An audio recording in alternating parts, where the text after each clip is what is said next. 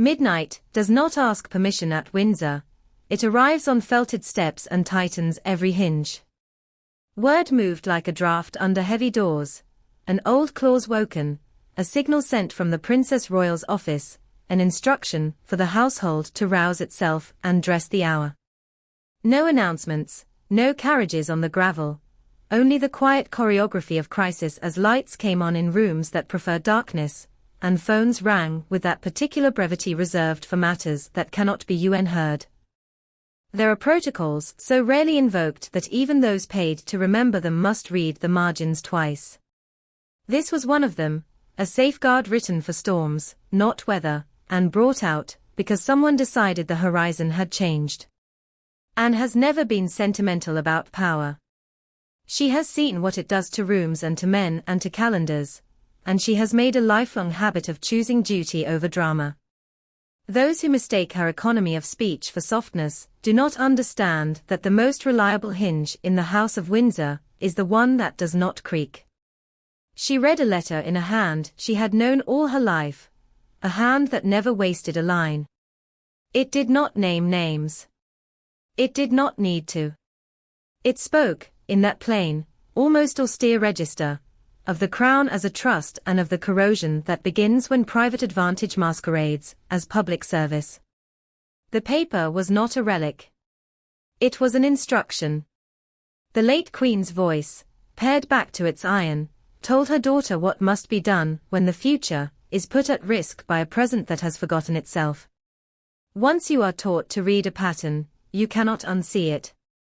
Meetings that ought to have ended one way began to drift another. Invitations quietly rerouted through a newer gate. Aides, capable, loyal, who once took their bearings from custom steered by a different star. It was not a revolution. Revolutions are noisy. This was a soft engineering of precedents. Calendars recalibrated, briefings redirected, little changes defended by plausible words, balance, representation, modern optics, that sound harmless until you set them side by side and notice the center of gravity shifting. The Princess Royal noticed. She always does. She counted the beads, not the string. Windsor has fed 1,000 legends. It seldom earns one in real time. That evening it did. A family supper designed to display one kind of unity produced another, unyielding, unemotional, exact.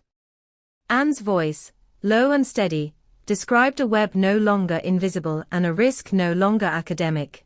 The institution pulled toward a parallel court that owed its authority less to the line of succession than to the art of being necessary in every room. She did not accuse for sport. She accused because the ledger required it. The answer she received was artfully framed, reassurances about steadiness, about being the ballast others lack, about serving the king by serving where he could not. The king himself, a man who has learned how much effort it takes to remain both sovereign and human, understood that there are moments when even the gentlest sister has to be the most severe custodian. He gripped the cutlery as if force could hold the evening together. It could not. Anne rose, not in anger, but in verdict, and left her plate unfinished. In palaces, etiquette is a language. That sentence required no translation. By the time the plates cooled, the machinery had already begun to turn. A bell that is seldom rung made itself heard in a corridor that dislikes echoes. A private box, cardboard too ordinary for its contents, came up from an archive room that remembers different winters. Inside, a sheaf of memoranda written in a marginal hand that built a reign, principles, cross-references, little arrows that turn preference into practice. One sheet was folded twice, as if meant to be opened only when fatigue makes fools of careful men. It set out, with that inarguable economy the late Queen used like a blade, what to do when influence begins to dress itself as inevitability. Anne read, and the room gained edges. The House knows how to move when asked. The private secretaries met with the smoothness of old opponents who prefer the same rules. An equerry, who had watched 3 decades of tempers, learned again the value of a neutral face. A diary secretary drew a line through a standing lunch and wrote 2 initials that would keep it honest. The Lord Chamberlain, keeper of ceremonies, found himself briefly keeper of silences. No one used the word purge, no one needed to. Corrections, like sutures, work best when done quickly and without show. London did not sleep when it smelled division. Commentators found their angles, the street found its banners, the country rehearsed its old arguments, tradition against experiment, obligation against appetite, the unsettled inheritance of Diana against the complicated labor of Camilla. Abroad, friendly governments wondered aloud whether a family that cannot keep its corridors orderly can be trusted to keep its commonwealth content. None of that was the point inside. Inside, the point was simple: choose clarity over drift and do it while the thing you are protecting can still feel the benefit. Emergency councils were invented for such hours. They do not exist to humiliate, they exist to decide when delay is worse than pain. The room chosen had more history than furniture, the windows remembered fogs the city has since outlawed. The rules were old because old rules prevent new mistakes. Votes were secret, because secrecy is the only way to avoid performance. Anne spoke first, as custom allows to the person who rings the bell. She did not thunder. She laid out a method and a motive, the paper from the archive, the memoranda that had changed their temperature, the pattern that stopped looking like chance. The Queen, composed, fluent, and unwilling to be reduced to caricature, framed her case as service. She had steadied the king through tempests, neutralized storms others had whipped up, filled gaps necessity had left. Her argument was not frivolous. It simply asked the room to believe that intention could absolve structure. The room did not. Decisions of that kind do not end with applause. They end with complicated quiet. The vote was not a landslide. Landslides produce triumphalists, and triumphalists have no place in households that prize steadiness over victory. The outcome was narrow enough to wound and clear enough to hold. Titles are instruments, not ornaments. When a title becomes a lever rather than a vow, it must be reset to its proper length. The king spoke as a man who understands the geometry of loss, neither theatrical in sorrow nor evasive in duty. He set his face to the fact that the crown cannot afford a second center of calculation. Grief is private, governance is not. If you listen only to the shouting beyond the gates, you miss the smaller, truer sounds. A distribution list corrected, a lift that opens on a floor it did not yesterday, a senior equerry calling to say the prince and princess will take this, the king will keep that. It is in these edits, the quiet relocation of weight, that a system declares its intention to survive without drama. William and Catherine stepped forward not as avengers, but as absorbers. Their work has been to lower the temperature rather than ignite the room. Those who are older recognize the craft. Show up, say little, make the call yourself when the matter is delicate. Send a trusted hand when your presence would make the story too large. If someone must be seen, let it be the person the country reads as reliable rather than exciting. If someone must not be seen, let the work speak in their stead. The night acquired scenes that will never be photographed, but will be remembered by those who keep the ledger.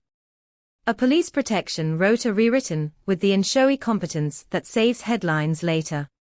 A call at 3:17 a.m. from a hospital Catherine had visited, because kindness does not observe office hours. A note in William's hand to a regimental colonel, who would otherwise learn of a change by rumor. Anne at first light on a horse that understands her better than most humans do, cutting a line through mist as if the weather itself required discipline. The king alone with a stack of letters, turning down the corner of one written in a spidery hand long gone, his grandmother's, where a sentence underlined twice reminded him that the crown's first enemy is comfort. Resentment collected where it always does, in the wings. Men who once imagined their surnames were passports discovered that a passport with no destination is only paper. A duke in exile learned again that the loudest grievance is not a plan. 2. Cousins who have given the institution their loyalty found that loyalty sometimes returns only in the currency of courtesy. Across an ocean, a son who longs for recognition more than belonging heard confirmation of the thing he tells himself, that doors close not because one leaves, but because one cannot bear to come back the same way. None of it changes the arithmetic at the center. Camilla is not a footnote. She will carve dignity from a smaller silhouette, because she knows the cost of the larger one. Those who pity her forget she is stubborn, those who dislike her forget she is useful, those who fear her forget that usefulness is safest when it serves one clear chain of command. She will choose places where her steadiness cannot be misread as ambition. Literacy where it is not fashionable, rural health where it is not headline-friendly, the quiet pieties that hold a country together when politics forgets how.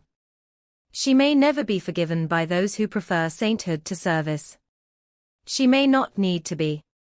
Time, which has not been gentle to her, is sometimes kinder to persistence than to outrage. At the heart of the machine, the Princess Royal resumed her natural posture, visible enough to reassure, silent enough to calm. She does not ask for thanks, because thanks are not the point.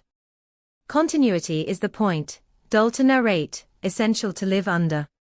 The late Queen's best lesson was not inscrutability, it was method. Method does not break. It turns weeks like this, full of heat, low on light, into habits by which the country locates itself in uncertain weather. Method is the reason doors close softly at the proper hour, and open again on time in the morning with the right papers on the right tray. And so the household adjusted. Not a purge, a correction. Not a spectacle, a decision. The myth-makers will call it the most profound crisis since a distant abdication, they always do. Those who keep the calendar will call it Thursday turning into Friday without a stumble. Somewhere a crowd will chant. Somewhere a column will sting. Somewhere a cousin will wonder why the telephone no longer rings.